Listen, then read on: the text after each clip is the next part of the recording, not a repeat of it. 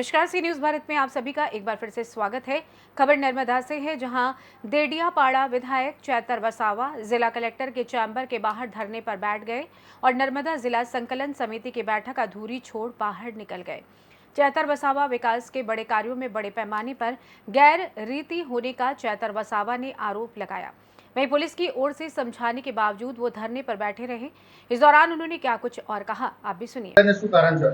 આજે અમે જે રીતના આખા ગુજરાતમાં દર મંથલી ત્રીજા શનિવારે જે જિલ્લા સંકલન સમિતિની બેઠક હોય છે એમાં અગાઉ 7 દિવસ પહેલાં અમારે લોકહિતના પ્રશ્નો રજૂ કરવાના હોય છે।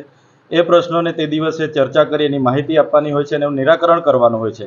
ત્યારે મારા પ્રશ્નો હતા આજે નર્મદા જિલ્લા સંકલનની બેઠકમાં, ત્યારે ડેડિયાપાડા અને ગુજરાતમાં 41 જેટલા વિકાસશીલ તાલુકાઓનો સમાવેશ થયો છે। એમાં ડેડિયાપાડા અને સાગબારા પણ મારા વિસ્તારમાંથી આવે છે।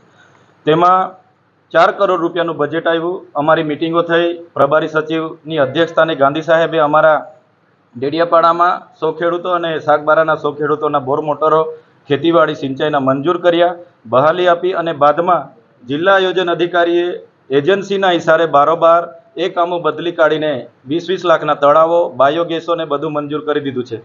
ત્યારે લોકોની બિનઉપયોગી કામો મંજૂર કરીને ખૂબ મોટું એમણે એમાં ગેરરીતિ આચરી છે અને આજે અમે અમારા કામો સમાવવા માંગો છો કે કેમ એ બાબતે પ્રશ્નોમાં એમણે જવાબ કંઈ આપવા તૈયાર નથી। એવી જ રીતે તમે બીજો એક મારો સવાલ છે નેશનલ ટ્રાઇબલ મ્યુઝિયમ, હમણાં એમાં 257 કરોડનો ખર્ચો થઈ ગયો, આજે પણ 30% કામગીરી થઈ છે અને 6 વર્ષ પૂરા થઈ ગયા, એનો પણ કોઈ જવાબ આપવા તૈયાર નથી। આજે એકતાનગર કેવડિયામાં આટલી મોટી પ્રતિમા છે, ત્યાં જે લોકોની જમીનો ગઈ છે એમના બાળકો માધ્યમિક અને ઉચ્ચતર માધ્યમિક સરકારી શાળામાં ભણે છે, એને ભણવા માટેનું આજે મકાન નથી। સરદાર સરોવર નિગમના જર્જરિત મકાનમાં ભણે છે, એ બાબતે પણ કોઈ ખુલાસો આપવા તૈયાર નથી કે ક્યારે નિહાળ બનાવીશું, શું કરીશું।